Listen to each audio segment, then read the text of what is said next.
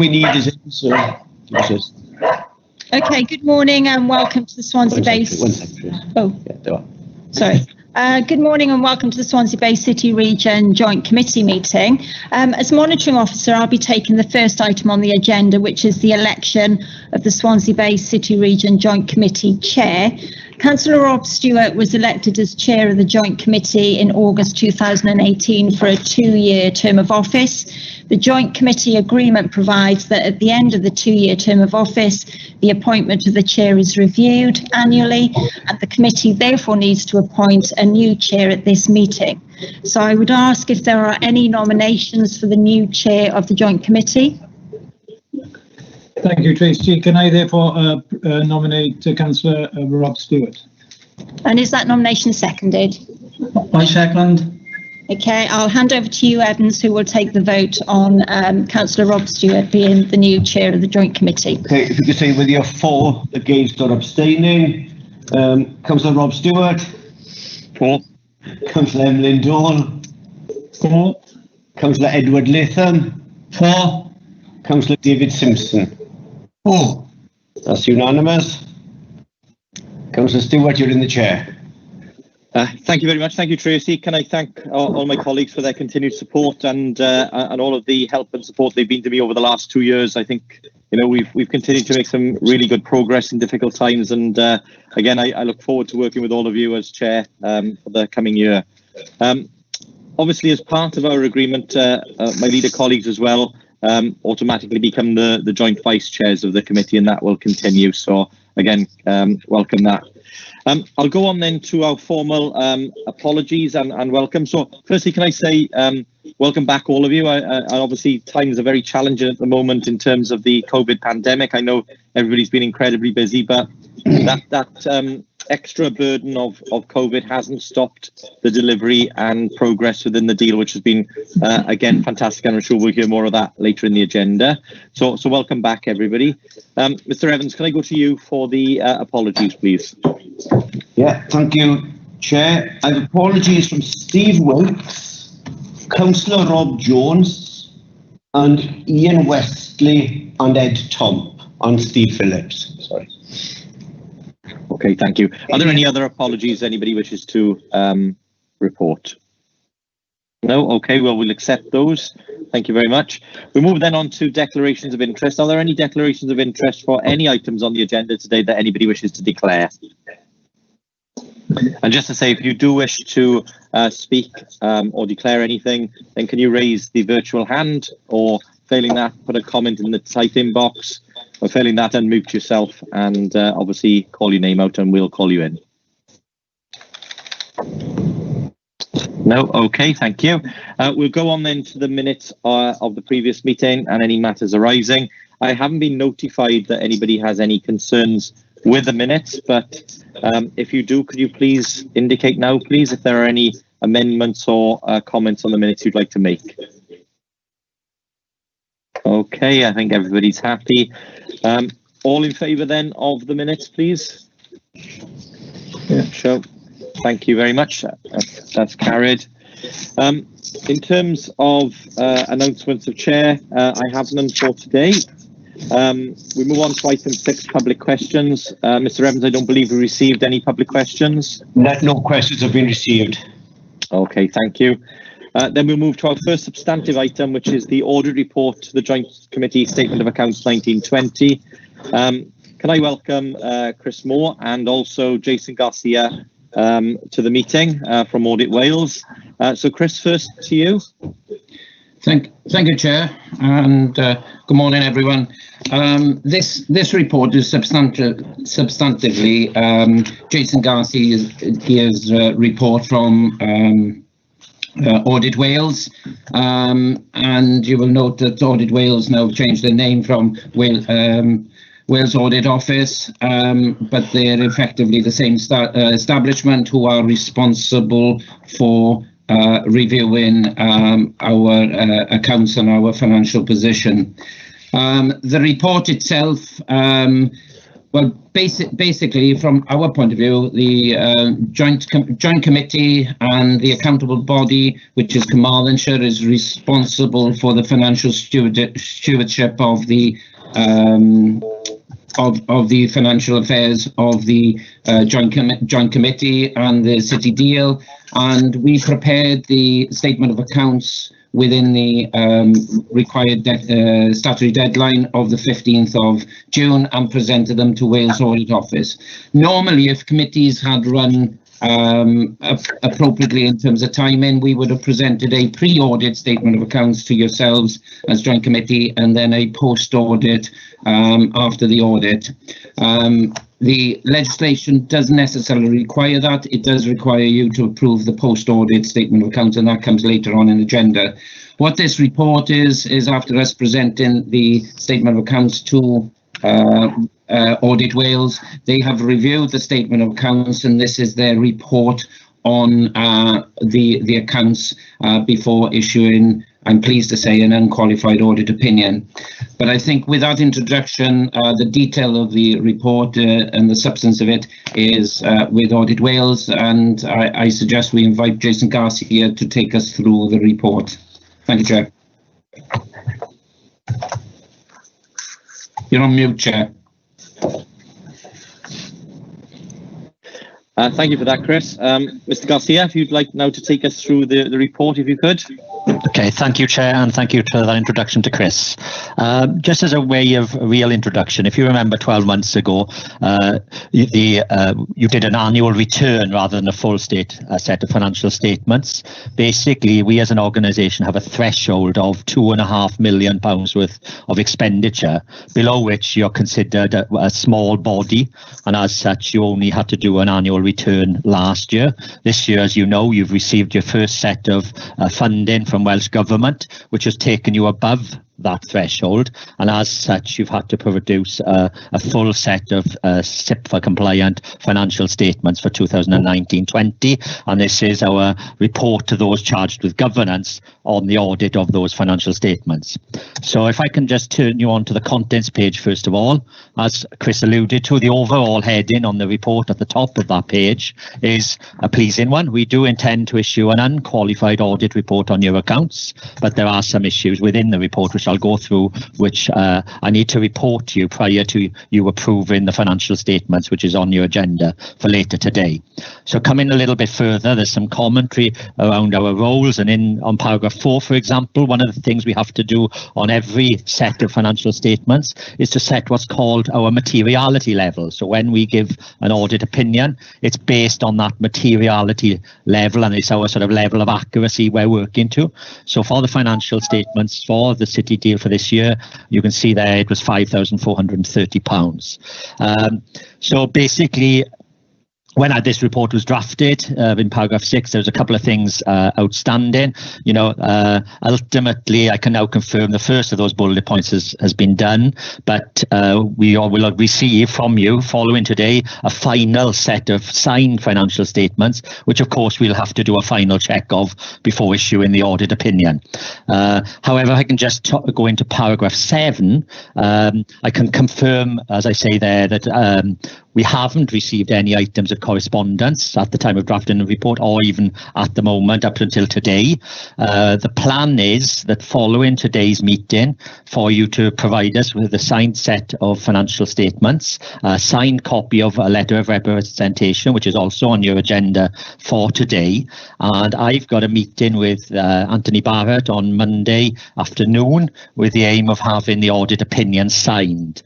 Members of the public pretty much have up until that point to raise any questions or concerns. So fingers crossed that we don't get any of those, between now and then. And on that situation, we would then issue not only our audit opinion on Monday, but also we would issue the certificate of audit closure as well. After we have issued that certificate, we cannot then answer any questions relating to the audit that's already been completed. Going on a little bit, there's a bit of commentary. We won't go into any detail around the impact of obviously COVID-19 on this year's audit. Ultimately, it's been new ways of working for all of us, really. And I'd like to thank Chris and the finance team in Carmarthenshire, for working with us, to still be completing the audit in line with the statutory deadline of the 15th of September. So that in itself is an achievement.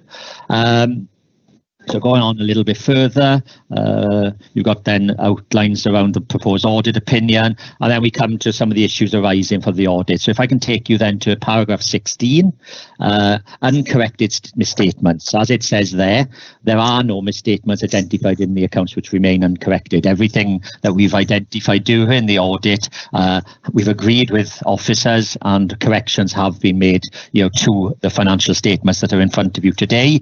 And we'll come on to Appendix 3 in a little while, where there's a summary of those issues. And then coming on to sort of paragraph 18 and Exhibit 2, there's a couple of comments there. One around the internal quality assurance processes, and it highlights some sort of improvements would minimise some of the errors and reduce audit queries. And as on any audit, we sit down with the officers after the audit to learn lessons from this process and see what we can do differently going into next year's audit process, because ultimately next year you'll be working to even more demanding deadlines of providing us with the financial statements by the 31st of May and us aiming to audit the financial statements by the 31st of July. The other point in that exhibit relates to the process around collection of declarations of interest and disclosures of related party transactions. Being a joint committee with representation from many organisations, ultimately there needs to be a robust process of all members of those committees mentioned there as to disclosing and having transparency around the relationships between your roles in different organisations. And ultimately, I think the point we're making here is, whilst declarations of interest and disclosures were being obtained, there wasn't a process around updating those formally on an annual basis, and it was more left up to individuals to bring things to the attention of the body rather than a formal process of asking for even nil returns to come back in. And then you're going into the appendices. So you've got the Appendix 1 is our template letter of representation, which you've got there later in your agenda to sign and send back to us. And then Appendix 2 is the draft audit wording, which should now be in your financial statements and will be what will be signed later on Monday. And then Appendix 3 is the summary of the misstatements that we found during the audit, and I'll just get that in front of me. So the first one, I suppose, related to the cash flow account. Whilst the movement between years on the cash balances was correct, the statement wasn't in line with the SIPFA code, and there was a number of amendments that were required to that particular statement. And there was a couple of disclosures there referred to post-balance sheet defence, critical judgments in applying accounting policies, which weren't included in the initial draft statements that needed to be. And as in any set of financial statements, we'll always find some minor narrative revisions and disclosure amendments, which we don't go into in separate detail. So that's all I have to say, Chair. I'm more than happy to answer any questions members have. Okay, thank you, Mr. Garcia, for that comprehensive run through. Are there any comments or questions for Mr. Garcia on anything that he has said or anything that's in the report? Okay, we're all happy with that. Again, I think, as both have said, it's a very strong report. Chris, is there anything you wish to add before we go to the vote on this? No, the only comment I would make is around the quality assurance points and the declarations of interest. We will work on streamlining those and improving them where appropriate for next year. It's it's a development process. We've gone from quite significant changes within the city deal, and we've gone from a annual return to a statement of accounts, and it's quite a dynamic situation with the city deal anyway, so those will take on board and improve. Okay, thanks, Chris. Emma? Yes, actually, Chris addressed it. I was going to raise the same point, but Chris has addressed it, so thank you very much. Okay, thank you, Emma. Mr. Evans, over to you for the vote. Okay, thank you. So 4 against or abstain. Councillor Rob Stewart. 4. Councillor Emlyn Dole. Plaid, 4. Councillor Edward Latham. 4. Councillor David Simpson. 4. That's unanimous, Chair. Okay, thank you. Thank you, Mr. Garcia, and we look forward to seeing you in the future. Okay, thank you very much. Chris will on then to item 8, which is the Joint Committee Statement of Accounts 1920. Chris, will come back to you. Thank you, Chair. Yes, as following on from the ISA 260 that Jason has presented, this is the post-audit statement of accounts. It's, as with any statement of accounts, is normally a good read, and I'm sure you've all enjoyed reading it.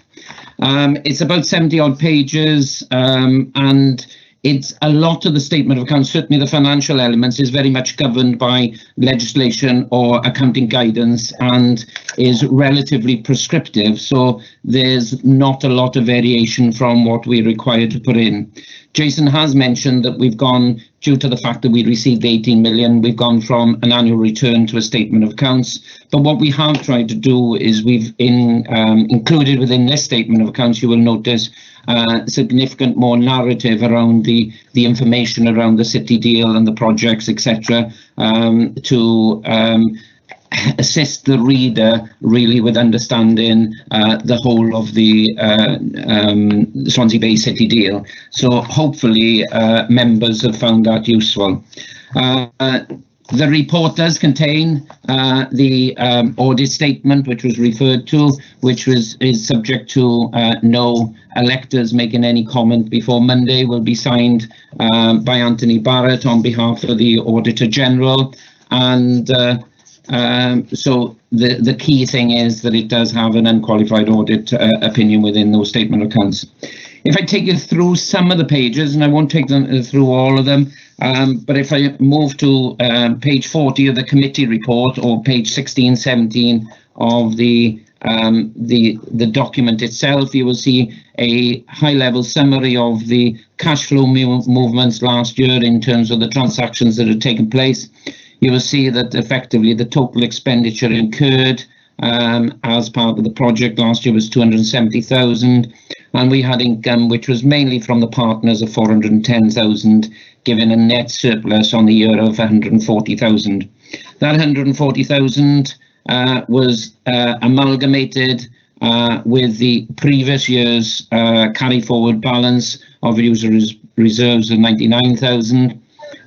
Plus the interest that's accumulated as part of the deposit of the 18 million, carrying forward then at the year end, and you can see the summary of reserves of 272,000 going forward.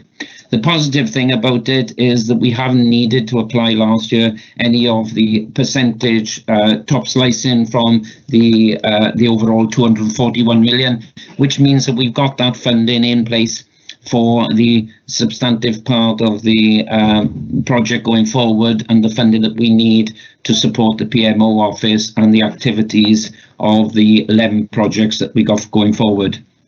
On the following page, you've got the Programme Investment Fund, which actually highlights the 18 million that we've drawn down from City Deal, and that will be distributed as soon as funding agreements with the two lead local authorities are concluded, and that is being worked on at this point in time. The following pages then give an audit review until you get to page 23 of the document, or 47 of the papers, where you will see a statement of responsibilities, which has got to be signed by you, Chair, as part of the responsibility of the Chair of the Joint Committee. The following page then is the responsibility to myself, where I've got to actually sign a certificate myself, again, linked to the statement of responsibilities that I've got, and also to confirm that I've applied proper practices in the accounting of the statement of accounts. Those will all be signed in the final documents that's submitted to the Auditor General after this meeting. You've got the unqualified audit opinion then following, and then you're into the substantive element of the statement, and you go through the standard accounting policies that generally applies to most of the local authority accounts before coming to the more detailed financial statements on page 34 of the document, or 58 of the agenda papers for today. That really takes some more detail around the information of the income expenditure account and repeats some of the figures that I've already mentioned in the summary. But if you turn over from that, you've then got the balance sheet, which is the summary financial position of the Joint Committee and the City deal in terms of its net worth for the year. The following pages then follow on in terms of detailed notes around any of the related party transactions, debtors, creditors, partnership in income, usable reserves, and summarises any more detail that is required on the statement of account. The final piece of this document then is an annual governance statement, which is a detailed appraisal of our governance procedures, our risks, and how we protect any issues, and what processes we've got in place. It's quite a heavy few pages, and it is the responsibility of the chair of the committee, Councillor Stewart, and Wendy Waters as the SRO of the City deal to sign that. Both those have been signed since these papers were issued and will be submitted as part of the statement of accounts. I've taken you through at a very high level of the statement of accounts, hopefully provided enough information, Chair, around what the contents is. Obviously, over the coming years, as more and more projects get up and running, some of the figures will get more complex and more detailed within that. But at the moment, the City deal is in a good position where they got balances carried forward, and they haven't effectively utilised any of the top slicing, which is there to be used to support the administration and the delivery of what we've committed to do. Thank you, Chair. I'll endeavour to take any questions that may be there. You're on mute, Chair. Thank you, Chris. Very helpful. I'll open it up. Does anybody have any questions or comments for anything that Chris has said? I can't see any hands going up. If not, then Mr. Evans, will move to you for the roll call. Okay, thank you.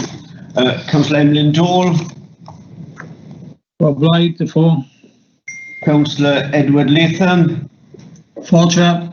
Councillor David Simpson. 4. Councillor Rob Stewart. 4. That's unanimous, Chair. Okay, thank you very much. Thank you, Chris.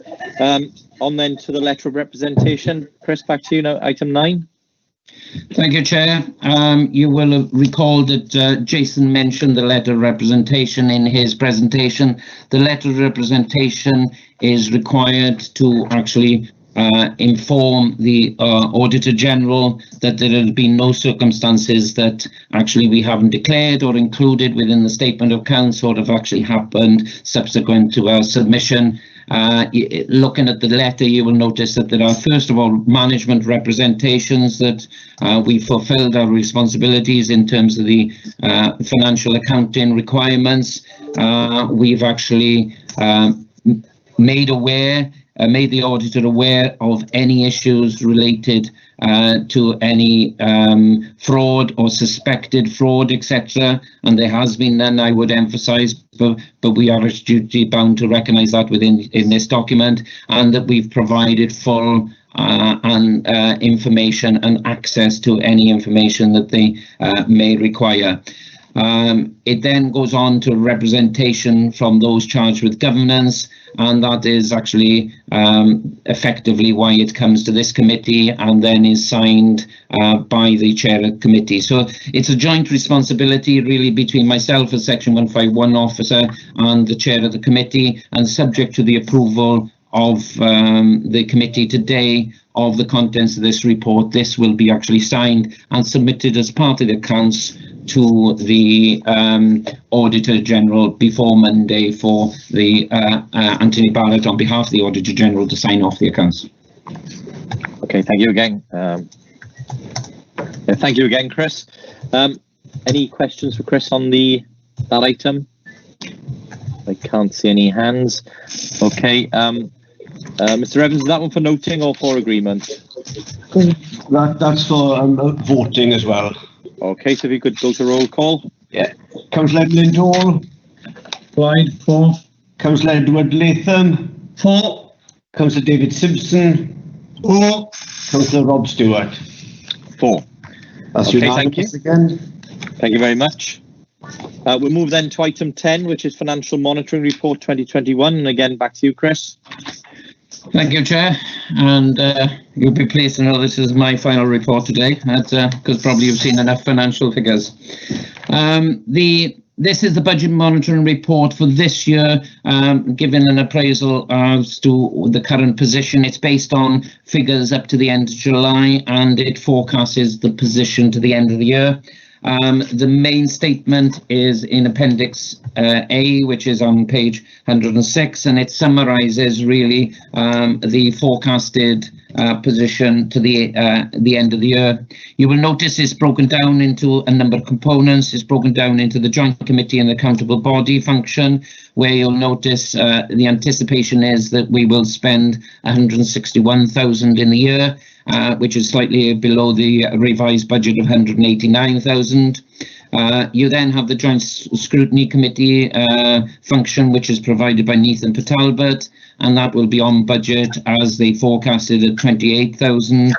And then you have the Programme Office, and this Programme Office this year is relatively low, but will be increasing year on year, or certainly into next year when we get a full establishment of staff within that Programme Office, and that's indicating again a slight underspend of 111,000 against what was forecasted at the revised budget, and it's indicating 469,000. The overall position then is the total expenditure is 678,000, and that's matched against the income forecast for the year, and you can see those broken down with the main components being the revenue contribution from the top slicing of the City Deal project and the partner contributions. The net position, and please recognise this as a net position on the basis we're not up to full speed in terms of the Programme Management Office and the functions that are going on, but is actually that we've got a surplus on the year of 459,000. Please note there that there is one small error in the fact that if you look to the left across that page where we say provision of services, surplus deficit, the brackets should be around the surplus, not the deficit, in case you actually get confused between the two there. Unfortunately, minor typing error there in terms of where the brackets are to indicate that it is a surplus. So that 459 will, whatever the figure is at the end of the year, will be picked up and carried forward with the balances that we brought forward into 21-22 to continue funding. And I think with the City Deal project, it is very difficult at times to slot expenditure into years because of the way that it is developing, and I think that is typical of capital orientated schemes in terms of project management. But that's the position that we're actually seeing ourselves in as we are as forecasted at this point in time, Chair. Thank you. Okay, thank you very much, Chris. Anybody got any questions for Chris on the outturn report? Again, hopefully our aims are to have much more money to deal with next year. That would be our aim, and obviously to continue the positive position. All right. If there are no questions, then we'll go to Mr. Evans again for roll call, please. Okay. Councillor Emlyn Dole, Obliged, 4. Councillor Edward Latham, 4, Chair. Councillor David Simpson, 4. Councillor Rob Stewart. 4. That's unanimous, Chair. Thank you very much. Okay, that concludes our financial report. So, Chris, thank you very much for you and your team for all of the work done on those. We'll move now to external review into the Swansea Bay City Deal Programme update. So over to Jonathan. Welcome, Jonathan. And if you'd like to proceed with item 11. Thank you, Chair. All of you members of the Joint Committee should be familiar with the report that was shared with yourselves back in July and more recently as part of the Joint Committee. So the whole essence of this report is an external review. What we're doing is seeking approval for the 6 recommendations that were in the report, and I'll run through those in a second. The report was submitted to Wendy, as Senior Responsible Officer, and Rob Stewart, so we've had time to review those recommendations. And it was instigated by the Senior Responsible Officer, being Wendy, and myself as Director of the PMO, so we instigated this ourselves. It took place, as most of you know, in July, the 15th to the 17th. It was a 3-day review. 22 people were well, they call it had conversations, but effectively interviewed as part of that process. And as a result of that, a 22-page report was produced, which has been shared with yourselves. Overall, it's been given an amber rating. You would expect that to be normal at this stage for a portfolio this size, with everything being so many moving parts and things being developed and implemented. But overall, it was quite a positive report, to be fair, and we've had some good steers within it. So I'm just going to go through the 6 recommendations. The first one is around the terminology that has been used over time, the portfolio and programme being 2 of those terminologies. In essence, it kind of to a point doesn't matter.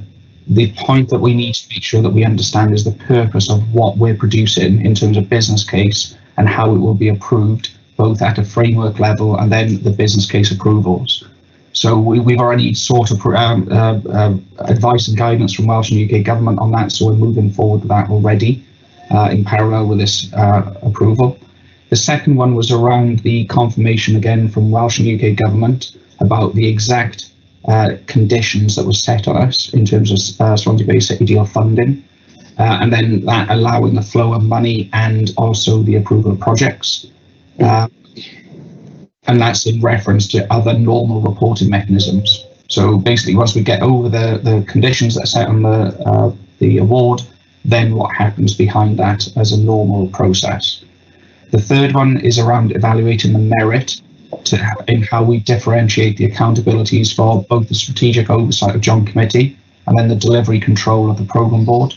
That hopefully will then enable and empower Programme Board to exercise its function more with agility, in line with the delivery and the tempo of the programme. The fourth one is around getting written confirmation from UK Welsh Government on the acceptance criteria to close down the responses from the external review. Again, that kind of links in nicely with number 2. And then the fifth one is about reinforcing the importance of the PMO. And I think that has already started, the recruitment of additional staff to make sure that we've got assurances of governance and things like that in place. That's already in motion. But they called it in the report the information powerhouse that underpins the momentum and delivery of the Swansea Bay City deal. And then the last recommendation was around the merit of what was termed as discovery funding. So within the growth deal and potentially other things as well, some of the business cases have taken quite a while to get off the ground. But if we had this kind of discovery funding up front, looking at feasibility, we might find that some of those could have been accelerated. So again, we're reflecting, learning from what we've done, and hopefully we can start putting those into future ideas and projects. So those are the 6 recommendations, Chair. This is a stage gate 0 review because it's looking at the whole portfolio. The intent and what's been agreed is that we will do this annually. So the next one will be July 2021.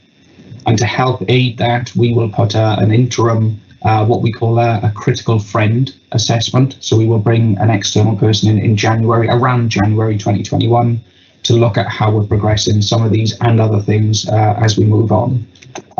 what I would like to stress on this whole external review is this is standard practice. I wouldn't even call this good practice. This is standard practice. We should be doing this both at the portfolio and the project level to make sure that we understand where we all are. And this is getting the views of all of our stakeholders. So we're having a very holistic view as to where things are. That includes Welsh Government, regional partners, the PMO, etc. So just to conclude, what is being asked is the Joint Committee to note the report and authorise the PMO to implement an action plan based on those 6 recommendations. Thank you, Chair.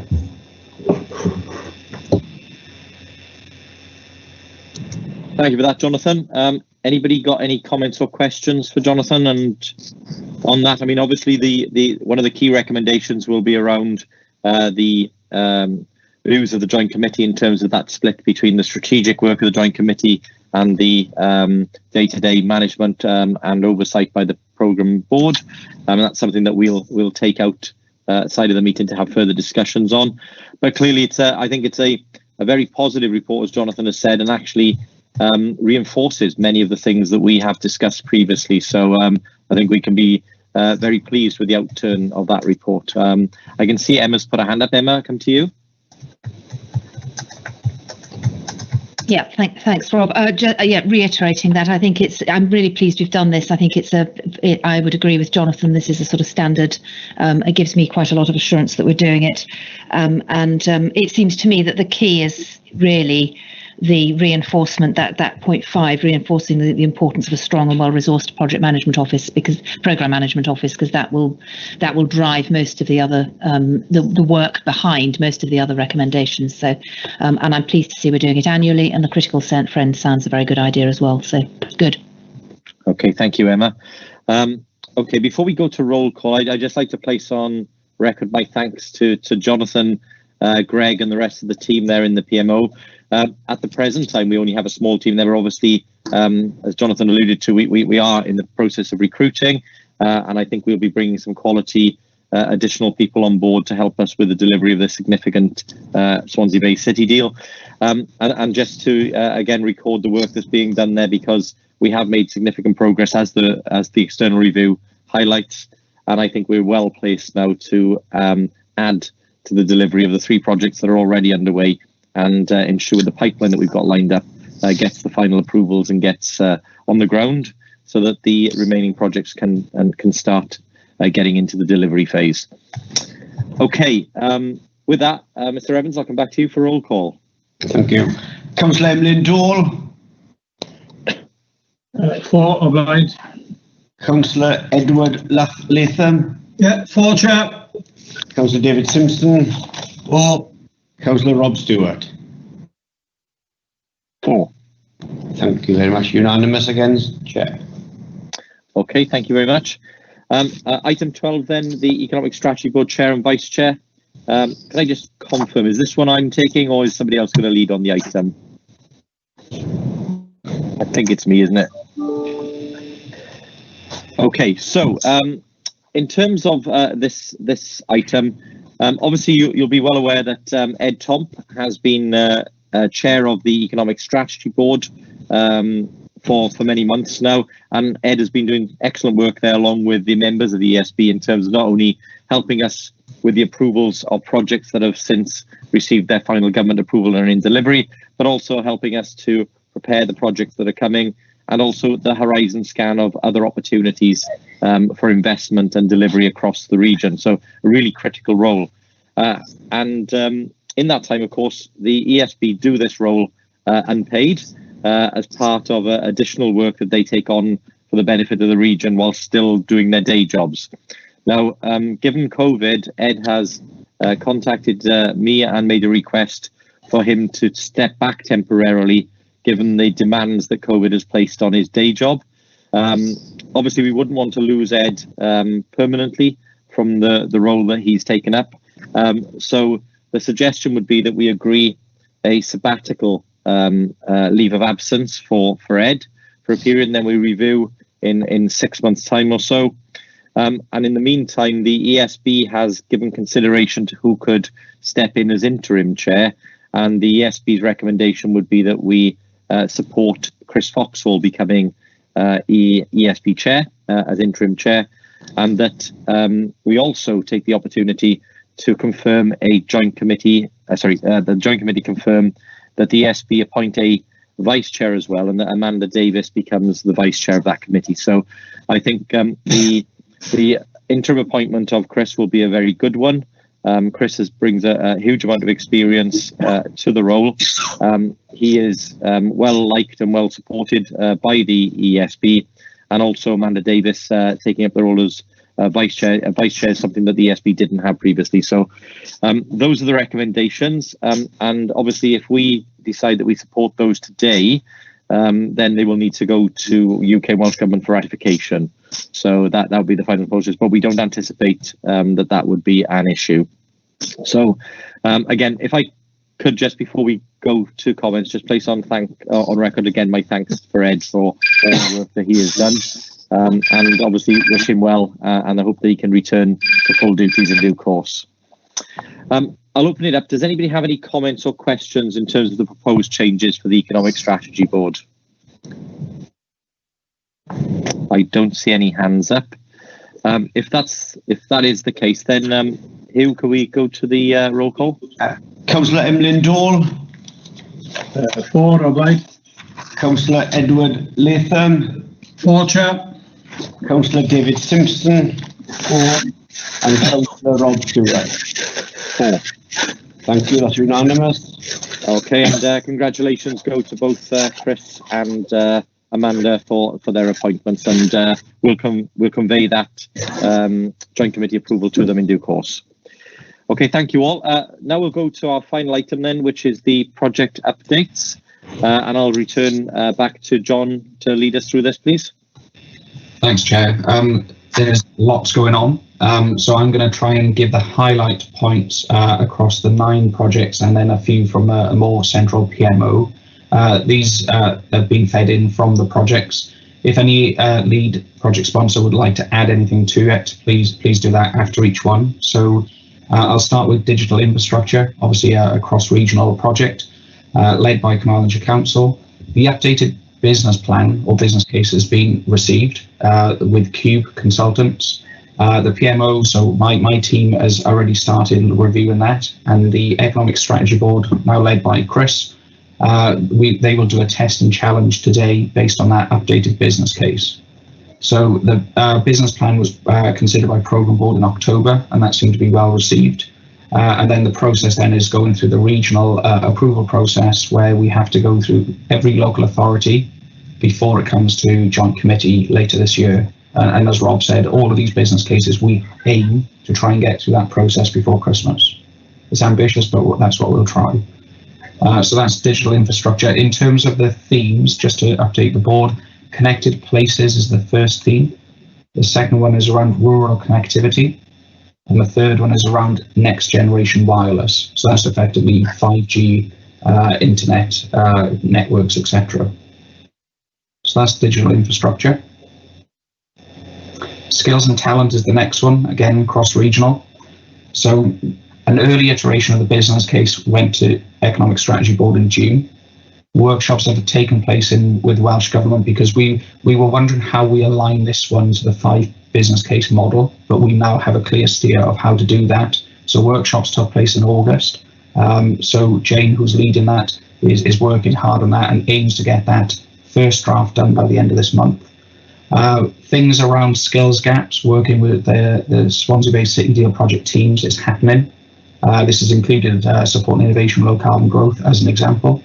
And work has also been undertaken through the Regional Skills Learning Partnership, looking at the skills needs as a result of COVID-19. So that has been factored into this process. So there is an education provider group that regularly meets, and that will help shape and further develop that business case. Okay, so that's skills and talent. Life sciences and wellbeing development. This is all sticking with Carmarthenshire as the lead authority. A business plan has been reviewed by the Economic Strategy Board, and that business plan is now going to the Carmarthenshire Executive Board and Programme Board in September, and hopefully Joint Committee will be able to receive that in October. And in line with what I was talking about with the external stage gate reviews, the life sciences wellbeing development is currently undergoing an external gateway review, and a recommendation report similar to what you've just seen for the portfolio will also be produced for that. Other things like memorandum of understanding has been issued to education providers, and a funding proposal has also been received from an institutional investor. There's also other things like ecology work and various things around discharge of planning conditions, etc. But the intent is for that to start work as in on-site by Q1 2021. And that's obviously subject to Welsh and UK government approval. Oregon. Phase 1, the full business case has been updated. That was presented to Programme Board in July. Following the formal Phase 1 completion, in effect, Trinity St David is now looking at completing its monitoring evaluation plan, looking at lessons learned and from the exercise, and then looking at the second phase in accordance with what they have in their integrated assurance and approval plan. So we should see the Phase 2 moving forward soon. The Swansea City and Waterfront Digital District, lots of good stuff has been done with that as well. The business case again has been updated. That has also been presented to Programme Board in July. As you probably physically can see, the steelwork is now complete. Planning permission has been secured for the digital village on the Kingsway. Things around contractor procurement is underway, so that's going through the framework, and that's commencing in Q3, so that's pretty much now. Other things like letting discussions are underway, and there's a cabinet meeting coming up in Q4 to make sure that decisions are made, and then hopefully start site on 2021 for the digital village. Okay, so, and there's the Box Village, sorry, I forgot to mention that one. So the outline plan information application for the Box Village has been submitted in Q3 of 2020. Yeah, Jonathan, if I could just add to that one, obviously, as you say, the arena site has really moved forward during the lockdown. We remain on track for the opening of that before the end of next year. And as you referenced, 71, 72 Kingsway, we will be on site early 2021.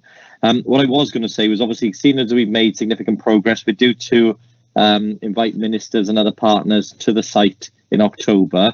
And I would like to make the same offer to the Joint Committee. If you'd like to visit the sites to see what physical works have gone on, I think it'd be useful for the Joint Committee to know, see where we've got to, and I'll be extending the same offer to the ESB as well. So again, if members are interested to visit the site, we'll arrange that for October. Thanks, Chair. The Life Sciences Wellbeing Campuses, so this is in conjunction with Swansea University and the Health Board. The submission of the revised business case is scheduled to be submitted to the PMO towards the end of September. That might slip into October, but we're aiming for the end of September. There's lots of things happening around engagement with private sector, looking at evidence in terms of the need and demand. The financial case has been presented internally to Swansea University. They have a City Deal oversight group that was well received. Things like working groups, they've been established. Floor plans, costings, both at Singleton and Morriston sites have been undertaken. And planning work is progressing with regular meetings around Phase 2 developments. So all of that is moving and being focused now and moving on. Homes as power stations. So the external stage gate review was also undertaken on that in June. Some of the partners on the board may have been part of that. The business case is currently being updated and will be submitted to the PMO for formal submission to the government very soon. It actually worked quite well, and I know Nicola's on here from Nicola Talbot. She was part of it. She led this external review, but I think it was very beneficial to this and their other project that they will lead or are leading. Formal project boards are now being established, technical advisor group, engagement with the registered social landlords, the RSLs, that engagement is ongoing, and private sector engagement has commenced. And this is one of the most critical things for this project, is making sure that we have that private sector engagement and commitment in that project. So further development is planned once the business case has been approved and a programme team established and recruited. So support innovation, low carbon growth, similar process. An external review has been conducted called a project assessment review. That was again in June. The business case is being updated. And again, they're going to put in a critical friend gateway review, similar to the portfolio, and that will take place next month. The project board again has been established for this project. The first meeting, as it happens, is tomorrow. And there's lots of things around planning being approved for the Swansea Bay Technology Centre. Morgan Sindel has been procured, so that's an October start date to be on site. Working groups have been established around the National Innovation Centre, working group established around the Wales Hydrogen Centre and decarbonisation projects, and looking at various things around the kind of air quality sensors and installation, which are aimed for in autumn. So there's a whole host of things moving forward with both the Neathcote Talbot-led projects, which is great to see. And again, Robert, you mentioned earlier on, it's probably a good point for all of the projects.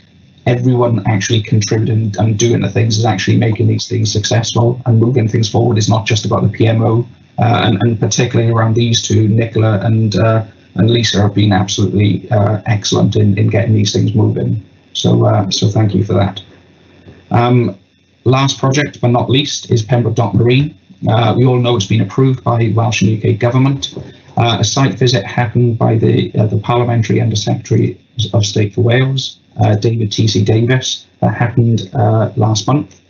What we're in the process of at the moment is working through funding agreements. So there's discussions between Pembrokeshire Council and the Port Authority and other partners. We hope to conclude those within coming days, if not weeks, to move those things forward and start implementing Pembroke Dock Marine. So those are the 9 projects, Chair. It's just 4 points I'd like to also add from our Programme Management Office. There's lots going on, but these are the kind of salient points. A portfolio business case has been drafted. This is taking what has been submitted previously to Joint Committee and Programme Board in terms of a programme business case and the implementation plan. That has now been redrafted into a portfolio business case that now Welsh and UK government are taking that information and reviewing it. They've got a process called an AOR, which is an Accounting Officer's Review. So that is underway. My team is working closely with Welsh and UK government to answer any comments, and then a recommendation report will come from that to look at how we move things forward. Part of that process between the Welsh and UK government will be the funding award conditions, which again were in the Stage Gate Zero review report. So we'll get clarity on hopefully lifting those conditions and moving forward then on regular monitoring and evaluation of the portfolio. The other 2 points then are recruitment. We talked about the PMO and the importance of it, the powerhouse, and thanks to Emma for backing up that kind of sentiment. We have now offered the 4 positions to individuals. I can't tell you who they are because they're in the process of accepting those and getting references, but those 4 posts will certainly accelerate what we are doing and support the projects and the teams, and also make sure that we have points of clarity in terms of reporting both regionally and to Welsh and UK government. So I think we'll see all that kind of mist lift, and we can progress and start sharing reports and information much more swiftly. And then the last point is around risk management. I brought to the committee previously things around COVID impact assessments, etc. So what I've instigated is a review of risk management. I've drafted a policy which will come through Programme Board and Joint Committee in the future, and we'll have a risk management strategy behind that policy. And what we're doing, we're utilising, again, regional working, we're utilising a risk manager from Swansea University to go through a review of our risk assessment processes, risk register, etc., critiquing them, and then we will review it and refresh all what we have and then present that back to the governance committees. So that's over the next month or so, a month or two, that will happen. And that, for me, Chair, is an update on the 9 projects and the PMO.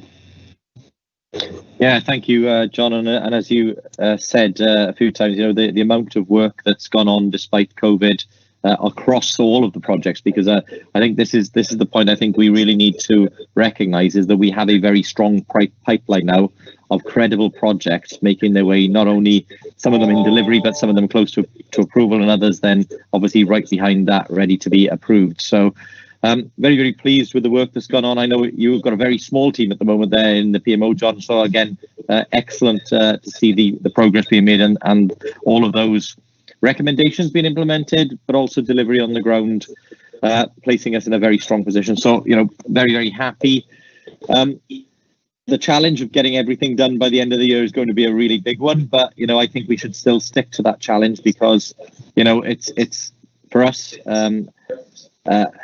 really important that we take the opportunity to bring forward City Deal projects which can help with the response to the COVID crisis we're in, because actually when we talk about economic recovery across the region, the City Deal projects will be a major part of stimulating that economic recovery, and we really do need to maintain the pressure to get them approved. So does anybody have any questions for John, either on the updates or on the PMO additions? Or does anybody have any questions or any items they wanted, or updates they wanted to add to any of the projects that John ran us through? No, I don't see any. Okay, thank you all very much. Those updates are for noting, so there's no decision there. So we won't need to go to roll call. Date and time of next meeting. Can somebody remind me when we are next due to meet? Mr. Evans, do you have the date and time, or? 10:30 on Thursday, 8th of October. Okay, so not too far away. Okay, can I thank you all very much for your... My apologies for that one, full council meeting. Okay, thank you, Councillor Simpson. We'll note that. Other than that, can I thank you all very much for your attendance, and we'll see you next month. Take care. Thank you. Bye, everyone.